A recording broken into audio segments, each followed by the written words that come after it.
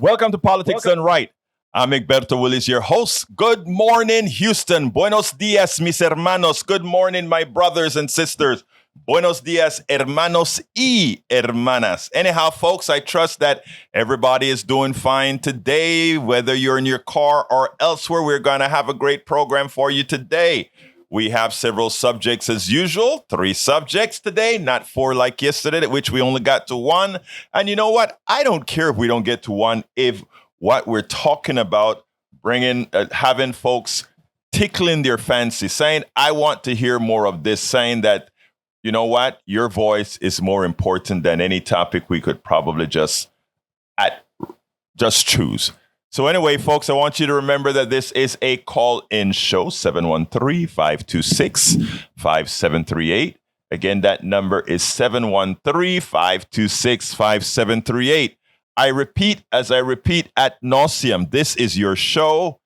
You can change the subject. You can let us know what it is that you want to talk about, etc. But again, we make sure to come here with subjects cooked and ready to go. Anyhow, several ways to get to our program. Well, before I get to that, I always like to say, hola, ¿cómo estás? How are my brothers doing in that control room this morning? Well, we're doing pretty good, Egberto. How are you doing this morning? Well, we actually got here and the tin cans and string held up, which is my job, actually, to keep the tin cans and string going. So we're doing okay. And I think Jack's got something to add here. He's got a whole page of notes. Look out. Well, the first thing I like to start with is, we said the word of Jack or Jack in the morning. Yep. Yeah. Good morning, Egberto. Yesterday I'm still thinking about, women's reproductive rights. Mm-hmm. It's kind of slipped from the media a bit. So, I was thinking, is religion or let me rephrase that a little bit. Does religion support the demonization of women with this idea of sin? Well, of course they do. Yes. And why are the legislators crafting laws to demonize women and childbirth? This is being done to get the vote of the religious right. This is why the politicians are doing this. And I just want to call attention to, we're demonizing the women and we're not even looking at the men's part in this. Is not even being mentioned. Jack, I am not an anthropologist. I am not somebody who studies in detail what's the genesis of the patriarchy. In other words, a male-dominated society, and it crosses ethnic boundaries, it crosses religious boundaries, it crosses racial boundaries. I got into trouble writing an article after Obama got elected that said this proves the point that sexism and misogyny is actually even more prevalent than racism. I got torn up from a whole bunch of people. But I think if you remember the HERO bill being passed not getting passed in Houston, it had a big set of support from religious leaders of all stripes, just as you infer from your statement, Jack. It was the Black Baptist pastors. It was the white evangelical pastors. It was the Latino. All of these guys came out against rights, not only for LGBT, but for women, etc. Just recently, Saddleback was kicked out of the Southern Baptist Convention. Saddleback is the largest Baptist evangelical church in the country, as I recall. I could be wrong, but it's one, if not one of the largest. And they were kicked out of the Southern Baptist Convention. And it wasn't done by just a little bit. It was done by a bunch. 90% of the people kicked them out because they have women pastors. Go ahead, Howard. Oh, I was just going to tell you, Jack brings up a very interesting point here. But if you look at the Bible itself, if you just look at Genesis, the sin in the garden, the original sin that they beat you over the head with was Eve's fault of, the apple or the whatever the fruit was in the Garden of Eden. And it just goes on from there. I mean, all of the kings had 15, 20 wives. How many wives did King David have? Like 200? Right. Women have always been subservient in the Bible, and that's what they teach on. Right. And I think the United States has gone through its, women's lib and all the rest of that stuff, and they're still not paid what a man is paid. Right. It's still there. It's still happening today. This is not right. It's just not right. Jack? Yeah, I agree. It's unfair. It's actually kind of mean.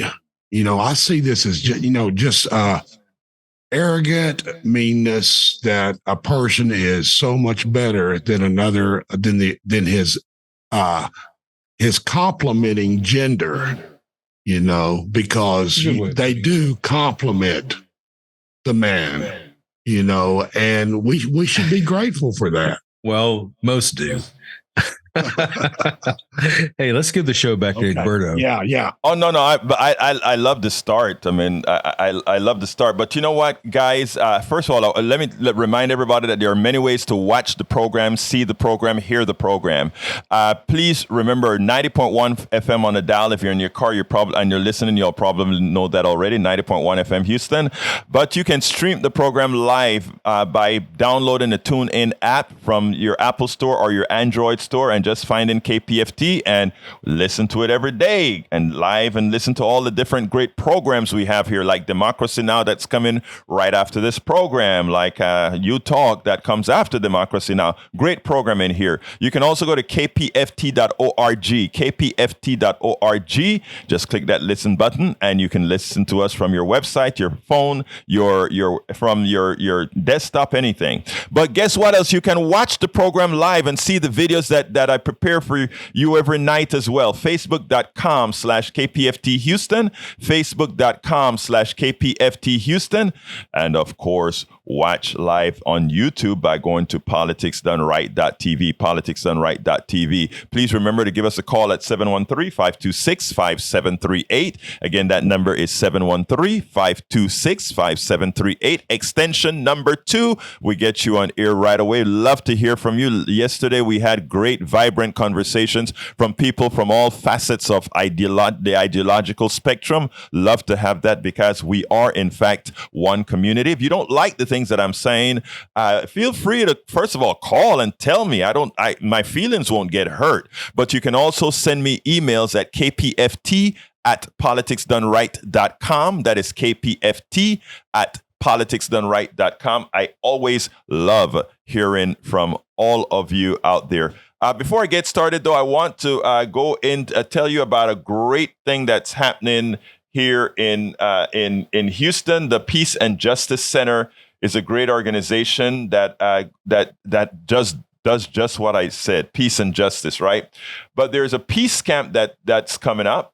It goes as follows. Peace Camp Houston is a week-long summer day camp and fosters inclusion, activism, equality, conflict resolution, and care of the environment through music, arts and crafts, service projects, stories, role play, meditation, dance, and more.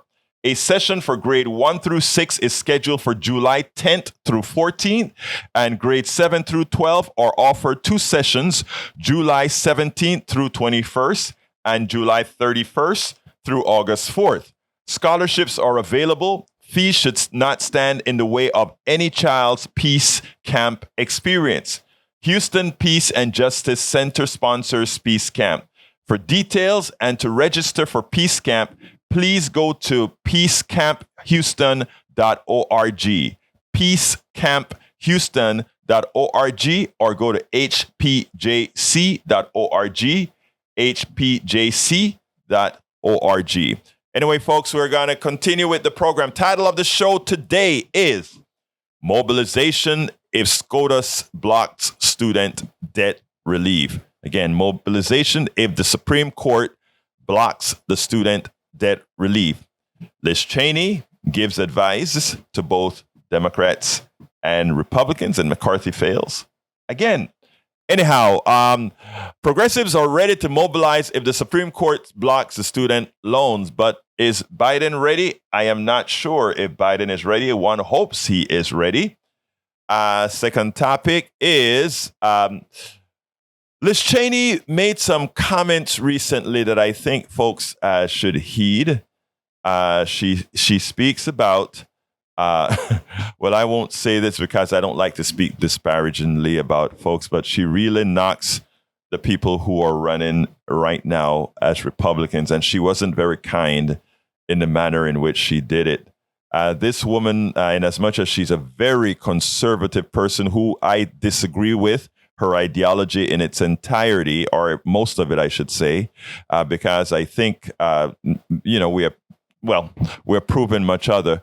I don't think one can doubt the courage that she had in order to go up against a person of a defective person that is Donald Trump, and she continues to do that in the attempt to save her party.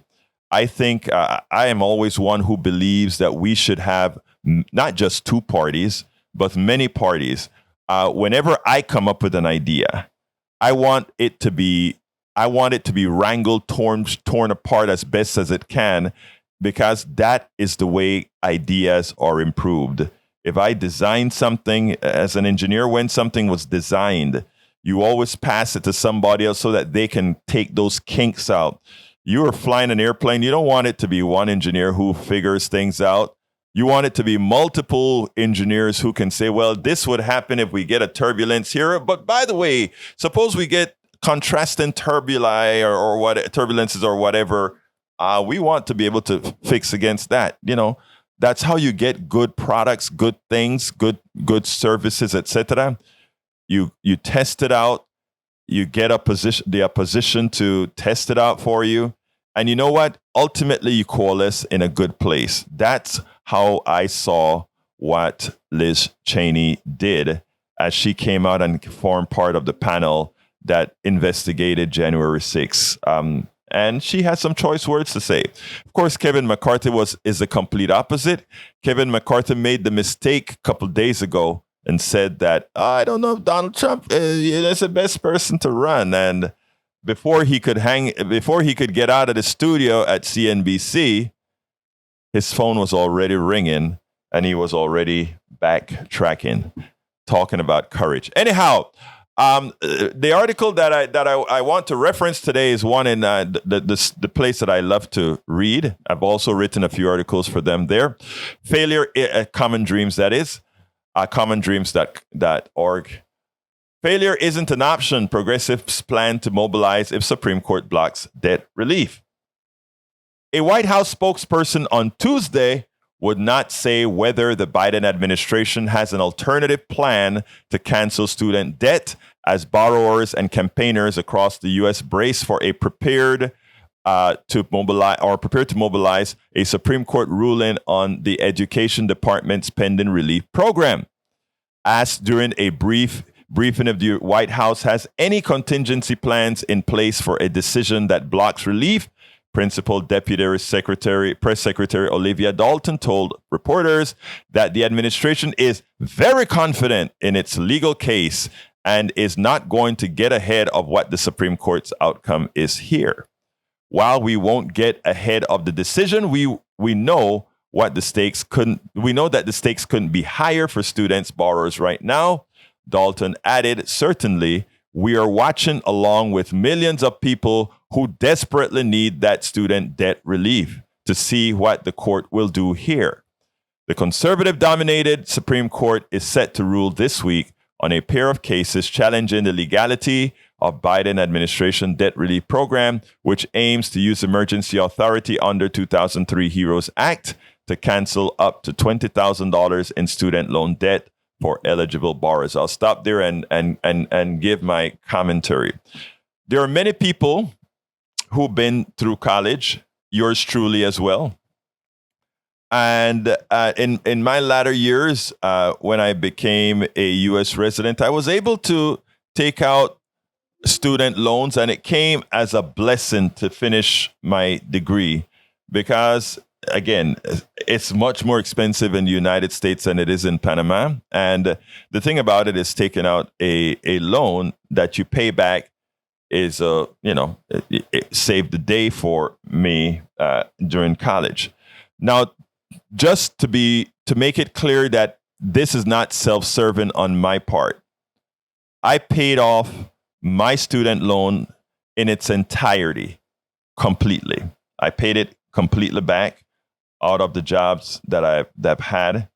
So I don't have a problem with paying our bills back. We should. But, when it comes to student loans, there's a special thing that a lot of people don't realize. And that is during the time, and I've mentioned this on the show before, but we get new listeners every time. So sometimes it's better summarizing some of these issues. When it came to the times that I went to school, as I've mentioned several times before, as a foreign student initially, I paid $40 a semester hour here in Texas.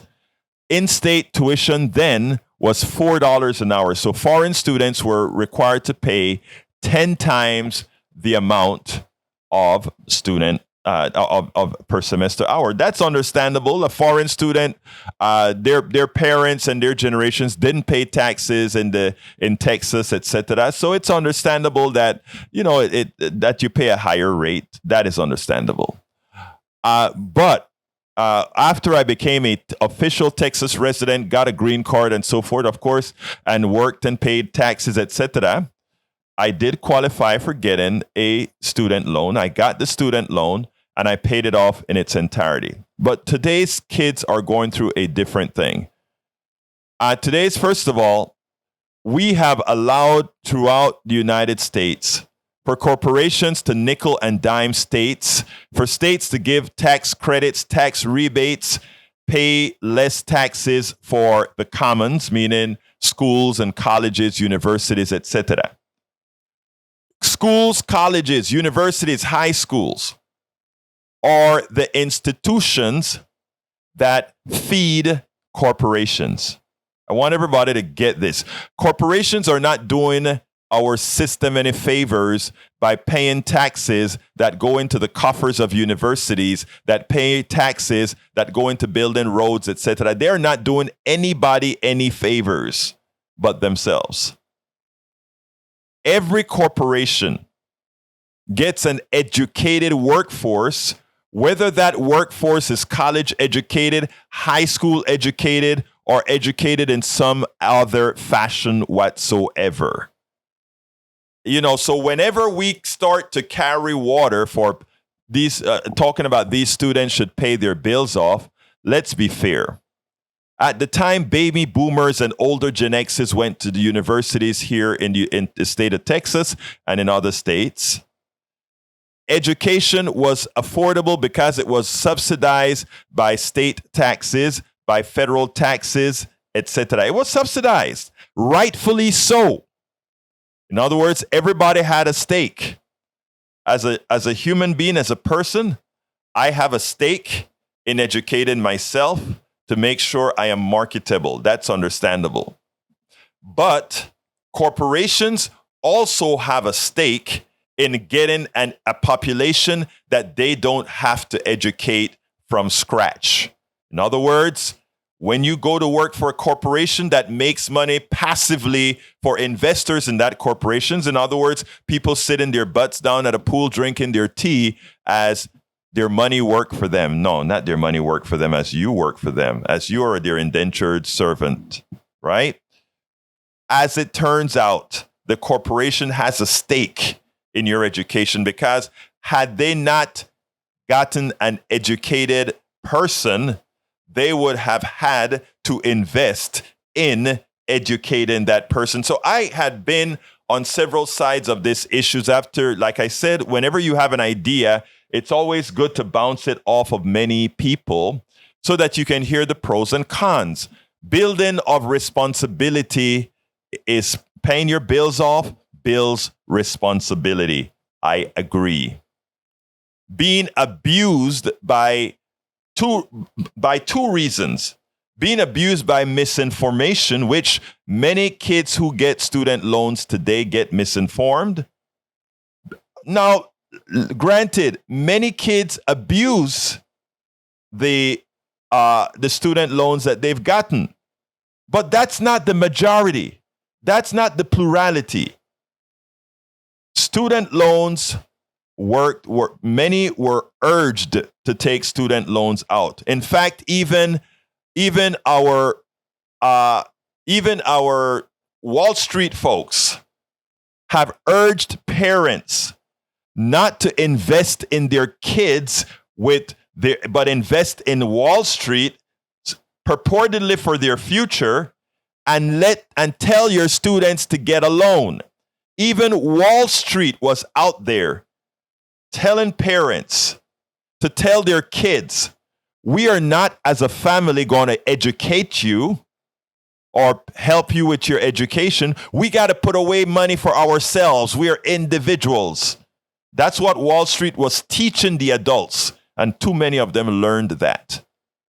At the same time, they were telling them to tell their kids. In other words, the kids heard from the people they respected most, their parents, to go out and take a loan and not know all the responsibilities that comes with loans, etc. And they did.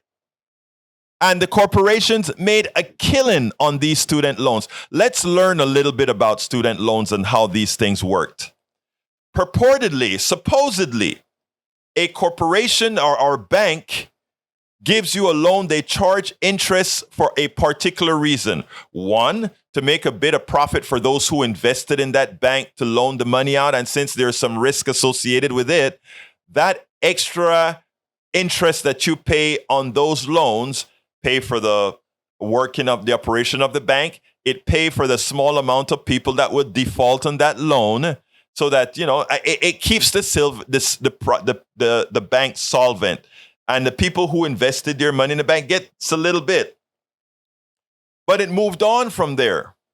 It got a lot more beneficial for the bankers. You see, the way it used to work was as follows.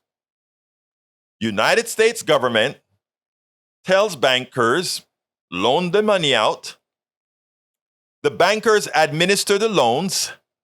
The bankers profit from the interest of the loans, not the federal government. The bankers were collecting the interest on these loans. And what did I say the interest was for? The interest was for paying the bills at the bank, paying the stockholders in the bank, and also in case a few people defaulted, to make the bank whole. But that's not how it worked, reality, folks. The way it used to work was banks would have every single loan that they gave out guaranteed by the United States federal government. So if I loan you $10,000, I loan a student $10,000, and that student is paying back that loan and getting some interest on that loan. The bank is getting interest on that loan. So they're making a profit off of that loan. But if that student default, that bank doesn't go into its coffers from the interest rates it's been collecting from the hundreds of thousands of people who it got money from, got interest rates from. It goes back to the government and say, hey, one of those federally guaranteed loans defaulted, make me whole. In other words, we pay, the United States taxpayer pays that bank 100% on the outstanding loan that person defaulted on. What does that mean? It means zero threat to the bank, zero risk for the bank. The bank just makes money off of your kids, off of the federal government, off of the taxpayers. That's how it used to run. Well, a little bit was slipped into the Affordable Care Act that changed that. the Affordable Care Act was about health care, but it also had provisions entered in there. And one of the provisions was take away that option for a government guaranteed loan was given not by the banks, but by the government. Okay? Pretty much run by the government. Who needs a bank to give a loan that is guaranteed by the government? Nobody needs it. And the bank started to scream socialism. One of the reasons, a lot of people don't realize that, one of the reasons the Obamacare Act was hated by the plutocracy is because it also hit banks, right? It made sure that banks could no longer rip the kids off by taking all that interest, and when somebody defaults, give it back to the money. That was socialism for the bank. They love to talk. They love to use the big S word, but the banks were being socialized. Now, again, so reiterating, Wall Street suggested to parents that they don't put their kids through school, but they put that money into Wall Street so that their future can be better. The parents give their kids advice, which in general, kids have a tendency to have more trust in their parents. So that's what the parents did. And what happened then? People exploded in debt. Then the schools got less money from the corporations, right? Because less taxes were collected. So the bank, they proportionally cut education budgets. More of the monies to pay for your schooling had to come out of pocket. And since people don't have any money, right? The kids don't have any money. They go ahead and they take out the loan because that's what they were suggested to do. And we are in the situation we are now with trillions of dollars in debt that's holding back our economy. So the Biden administration said we're going to forgive $20,000 of these loans. My idea is actually a bit more generous. I want to start at point zero. In other words, I don't care who you are. And I like I said, I already paid my debt off. So I am saying I don't mind getting rid of the student debt issue completely. It's a mistake, in my opinion, that the country has made. Let's forgive it all. And let me tell you something else, because people say, oh, you forgive it all. That's irresponsible. All right. If that is irresponsible, that big $1.5 trillion tax cut that we gave to corporations and wealthy people is even more so irresponsible because there is no bang for the buck. Let me tell you why it isn't irresponsible. We know, all of us know, many people who right now are in student debts up the gazoo, $500, $600, $700, $800 a month in student debt, right? That is monies that are going directly to a banker, right? That money goes directly back to a bank. That interest goes directly into the pockets of wealthy folks who are capitalizing that bank, etc. So there's not a lot of circulation in our economy from putting that money back to the bank. That bank has a lot of shenanigans they do with all that extra cash that they have. Now think about what happens when the loan is forgiven. That student who has been suffering under that bad decision, under that $800, $900, $1,000 a month payback, suddenly they have $1,000 in their pockets. And while it's good for them, it's great for the economy. How is it great for the economy? Because that person now is going to go buy a home. That person is going to now buy a car because they can afford to get a car. That person is now going to get a new washer, dryer. That person is going to go get their hair done. That person is going to go on a vacation to the Rocky Mountains, to Yellowstone. All these, because people who just regular, average, middle-class American citizens, when they get cash into their hands, they don't do what the wealthy person does, which is maybe put it in a trust somewhere on the Cayman Islands. They spend it. And economic activity isn't about saving money. economic activity, we do want to save money for a rainy day. We do want to do that. But economic activity is about spending money and making things happen. Allowing that person to go to a restaurant, allowing that person to go and do other things, creating new businesses, that all that circulation of new money, over $1 trillion thrown into the economy. Well, actually, over time, it's not immediate because, again, this is on a per month basis that these people would have been throwing, that they are going to be throwing that money into the economy on a per monthly basis. But the amount of new activity you have, think about here in Houston or in New York City, those restaurants that are going to have more clients.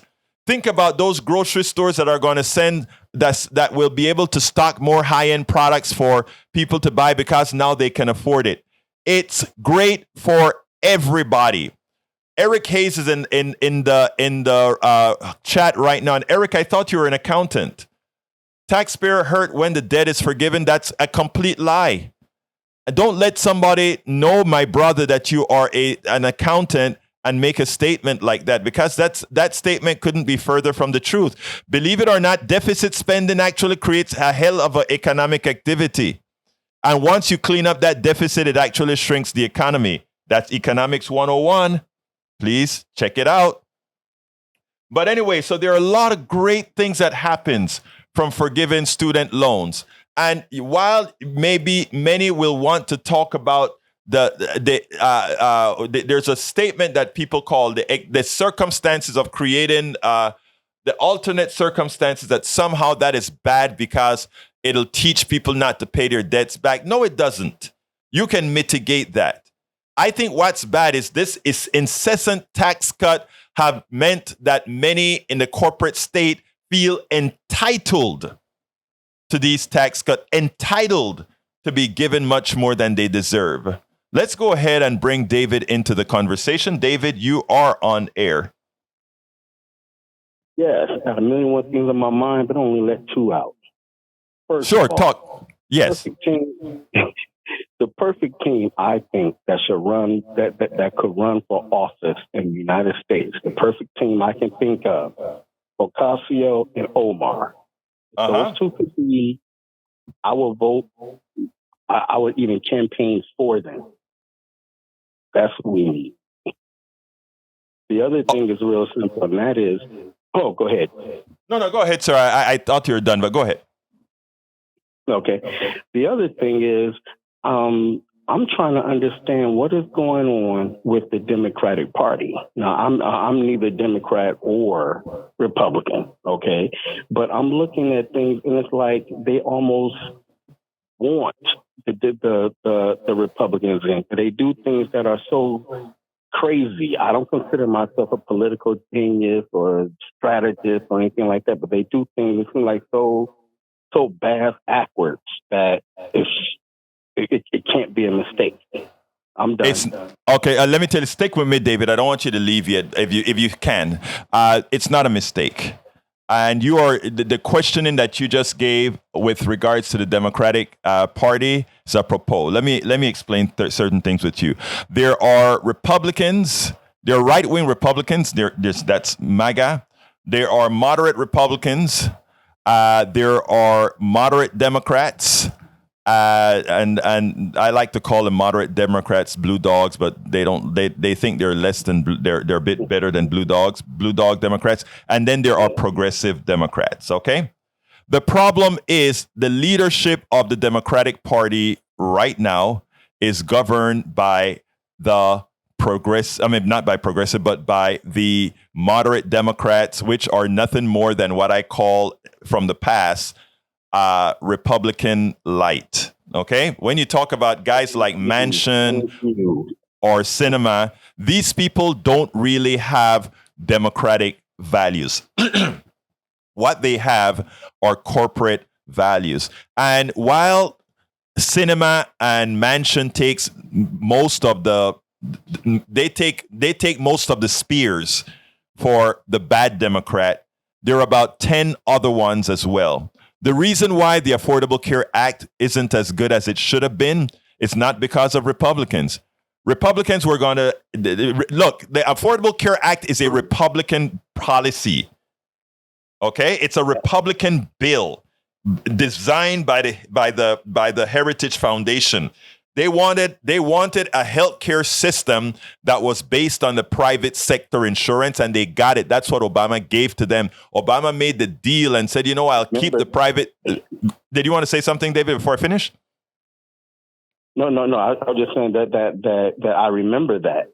You're right. Okay, so as it turns out, it's a Republican bill designed by the Heritage Foundation, adopted by Mitt Romney from Massachusetts. That's the Affordable Care Act. It's better than nothing, but it's not the best because it has private health care, and private insurance is a scam. I repeat, private insurance is a scam, but we'll talk about that another time.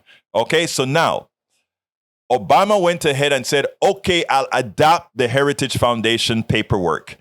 And then we're going to add something to have competition against those people you want called the public option. Every Democrat should have jumped on that. But no, Lieberman said no. Lieberman said, if you do that, I walk. And since we had no majority, we had 60 votes, exactly what's needed to get around the filibuster.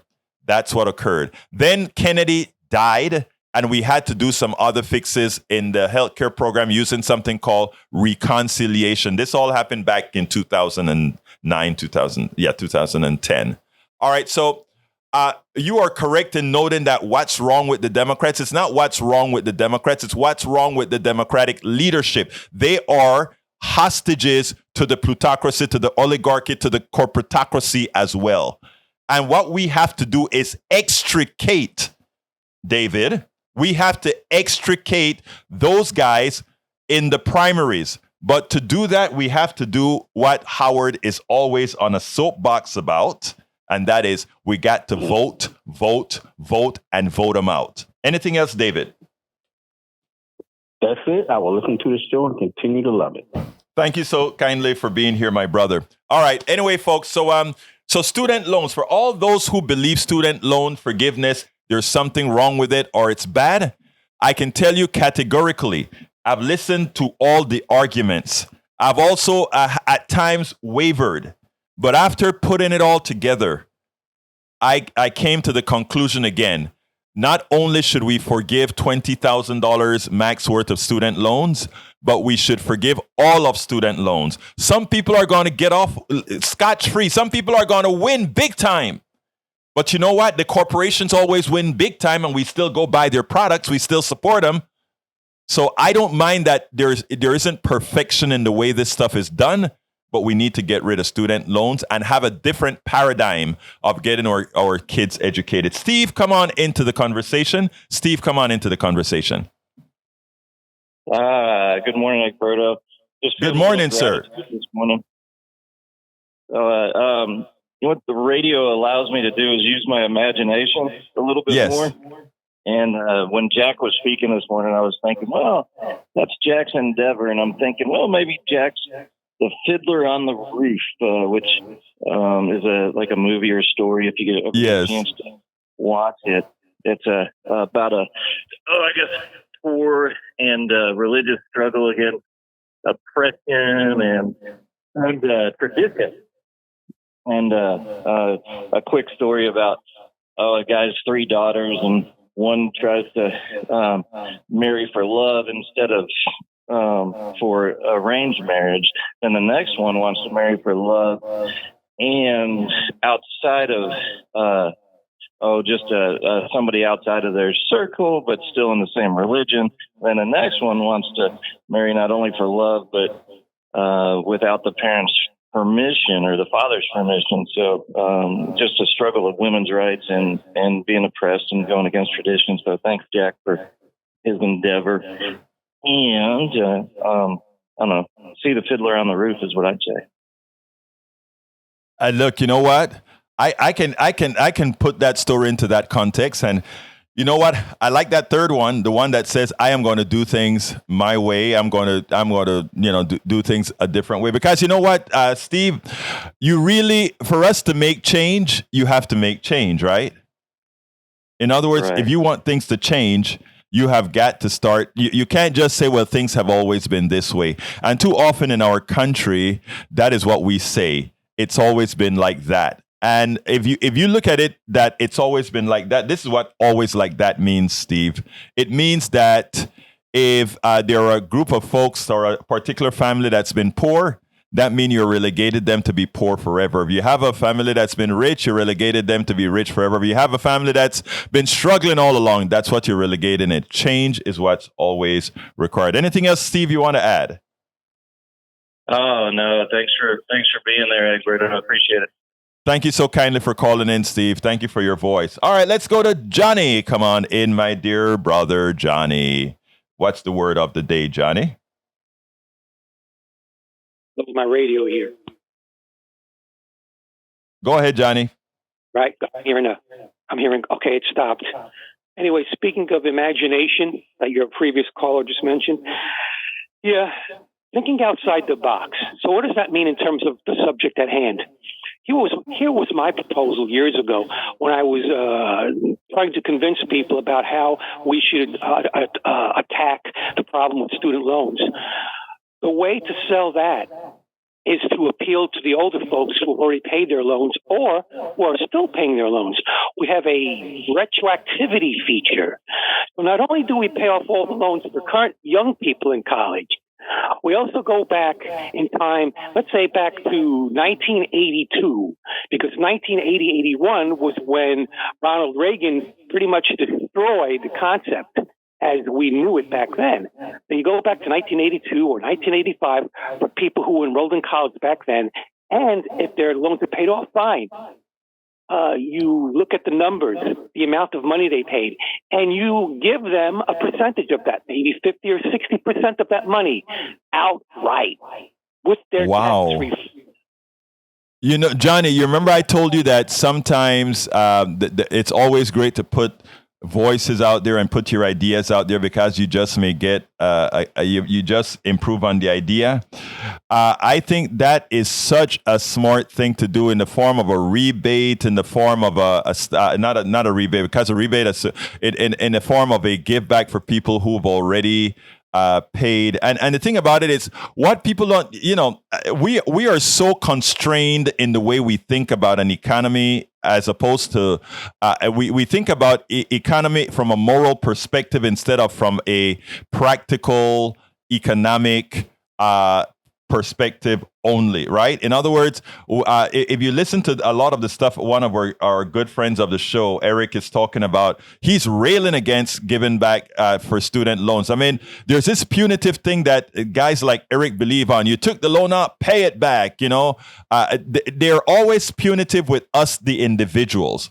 But they're never punitive with the corporations that with a constancy screw us, that we pay over and over again. They never have that constancy of saying the drug company should pay back the federal government for using their intellectual property and profiting ad nauseum with our tax dollar from it. You never hear things like that. They should pay it back.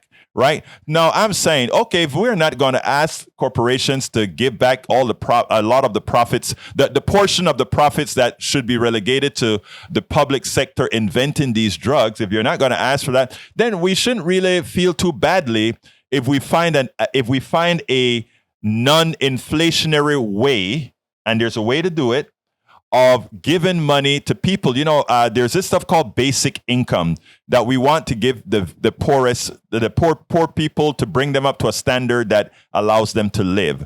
The people on the conservatives, the conservative side, they're pissed about it. Let them go work. Well, hell, they're working. I go to Netroots every year. I'm going to Netroots in a couple weeks. And I interview a lot of these activists and organizations that test these things, right? And guess what they've tested? They've tested basic income, giving monies back to people, the government giving money to people and that fall below the poverty line, and see what happens. And it turns out these people didn't just sit on their butts and watch TV. These people use that money some of them put their kids into daycare so they could get a sustainable job. Some people went ahead and quit their 725 job and spend some time educating themselves to get a better paying job.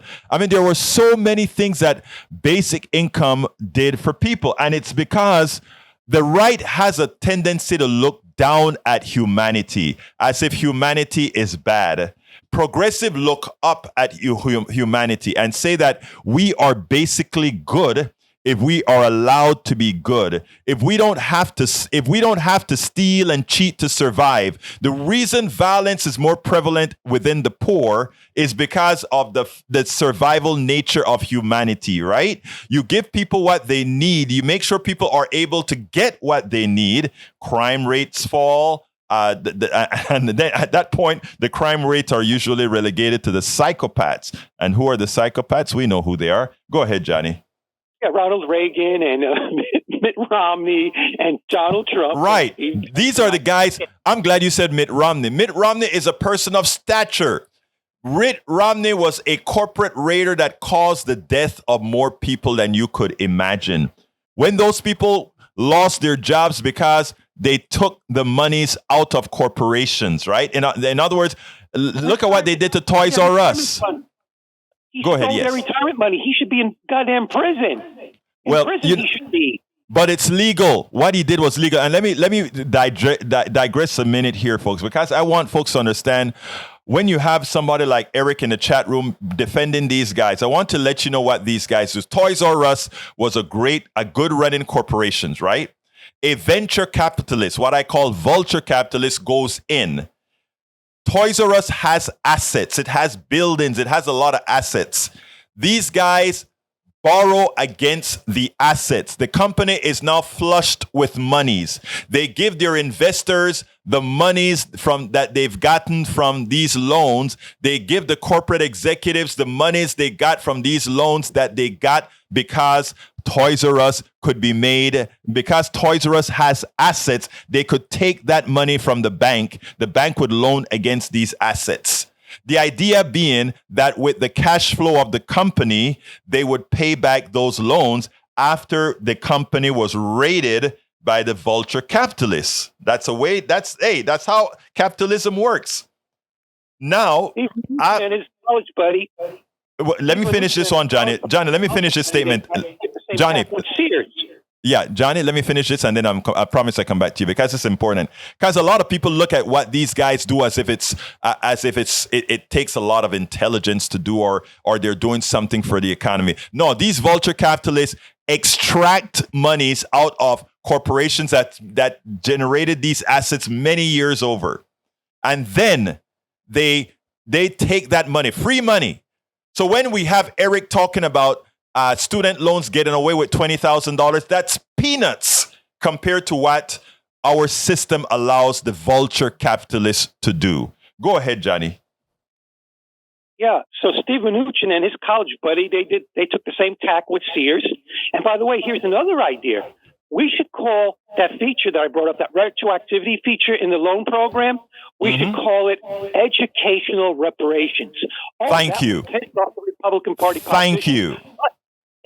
That lays the groundwork for actual reparations for people of color. And we've got the money to do it. Not just California, the whole United States of America. We call it educational reparations feature.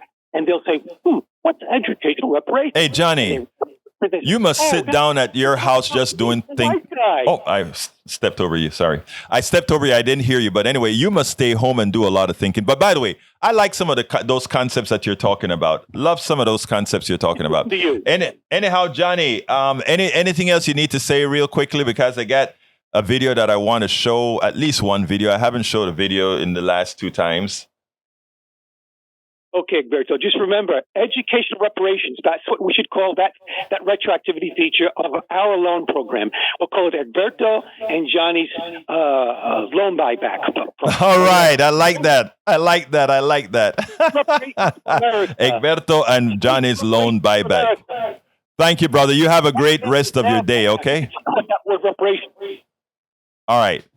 Anyway, folks, that was Johnny and his great ideas. Anyhow, folks, I want you to listen to Liz Cheney because I think what she said was apropos. I hope you got something out of that student loan discussion. I hope the way I expanded it, used some tentacles to get into other areas, was beneficial. If you want to add something to it, again, call in or please go ahead and drop me a line, kpft@politicsdoneright.com. And please remember, we're not going to get to the old show that I prepared, but what we'll get to is we'll go ahead and, well, look, a call is coming in, so I guess the video is going to go on hold. Guys, look, you can go ahead and do this. Go to politicsdoneright.com/newsletter. Every video that I prepare for the show, every article that I prepare for the show is on that newsletter that I send out to all of you every morning at 5 a.m. So if you want, you can also you can also get that newsletter sent to you every single morning just before the show, so that you can know what we're talking about. I always value your opinions. Let's go to David. Come on in, David. Hey, Alberto. Hey, I just wanted to bring something to your attention. Yes. I get perturbed when you use the term vulture to describe these people, because there's a problem with that. A vulture is not a killer. Vultures eat that which is already dead. Oh, wow. The only reason people use the term vulture to attach it to somebody like Paul Singer or Mitt Romney is because it's an ugly bird. It doesn't have any aesthetic or pleasing attributes. Therefore, you can assign something that's aesthetically disgusting to these people and use it. But now, if you really see, wanted to, David, this is why I love my audience. Please give me another word, people. I need another word, because David is absolutely correct. Vultures go after things that are already dead. In fact, if they see them dying, they wait around, they circle around, and when they're dead, they have their meal. Guys like Romney, they didn't even wait for folks to die. They did the things that caused them to die. Hey, you know what? That's a very, very smart statement, David. David, since you came up with such a smart retort, since you made sure to put me in my place for using the wrong word, now it's up to you to come out with an aggressive word that we can use instead of vulture capitalist, and I'll start using it on all my shows. So that's your assignment. No. David, you got to think about it. That's your assignment for tomorrow. You have to come. Eagle. Here's another thing I want to say to you before you let me go. Yes. Don't not confuse Christianity with democracy. Christianity is an authoritarian system. There's nothing democratic about Christianity. Is the Catholic Church democratic? Damn it, hell no.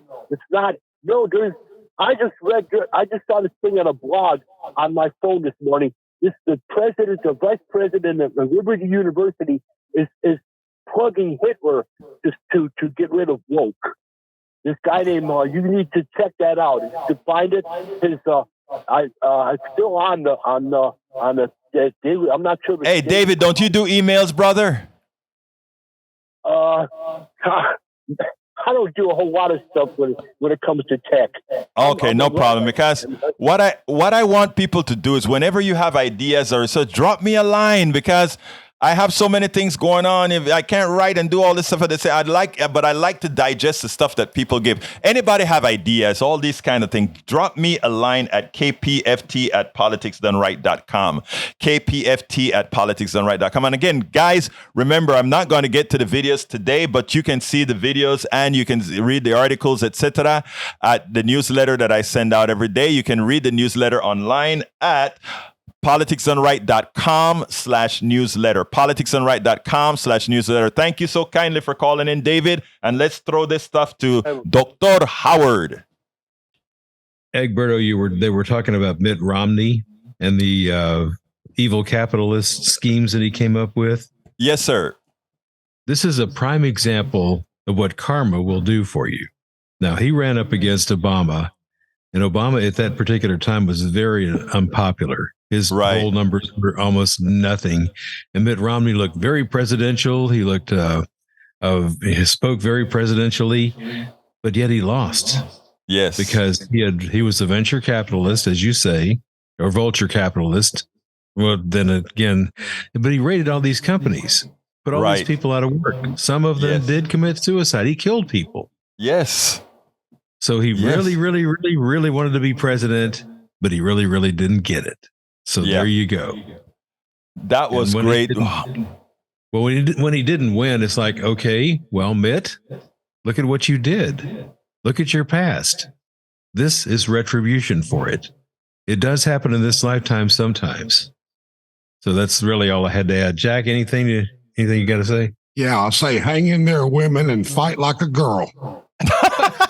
I love that. I love that. That is that. And I love that. But anyway, folks, we're coming close to the end of the show. I got about a minute here left. And I want to thank everybody who called in. I want to thank everybody who's listening to the show. You guys are what make the show. And by the way, I thank you for the emails that I get, etc. Because here is the deal. Another David, not the David that just called in and talked about the three stories about the women. And what I took from the story is that one of the daughters were willing to outright step, put her foot out there and say, I am going to do differently. I am going to do better. And that is what it is all about. We have to not just live into that world which was given to us, but we have to make the world which we want to have. And we can only do that if we are willing to change, if we're brave enough to change. And I think we're all brave once we realize that we have our peers that are willing to go along with us and make that change. You can do it. And that's what this program is all about. Love hearing from you guys, folks. I'm going to be getting out of here shortly. Let me just throw for 10 seconds only, Jack. 10-second closer and 10-second closer, Brother Howard, so I can get out. You got me on the spot. I'm not going to be able to come up with it like that. But, you men, you have to be champions for these women. You have to stand up and do the right thing. Thank you. Howard, give me one. Right on, Jack. Right on. See you tomorrow. All right. Anyway, folks, I want to thank everybody for being here. My name is Egberto Willis. This is Politics and Right, and you guys know how I end this baby. I am what? Out. We spend a lot of time deconstructing the news, trying to parse it into a form that everybody can understand. We try to find those little nitpicks where it flies above the fray, etc. If you really like these videos that we do, I want to ask a big favor. Please go ahead. Number one, subscribe to our channel. And number two, please join if you can. Thank you so kindly for watching. Keep watching. Please remember to share. We must populate the entire internet with our progressive message, a message that we know is what most Americans say that they want. So help us, please join.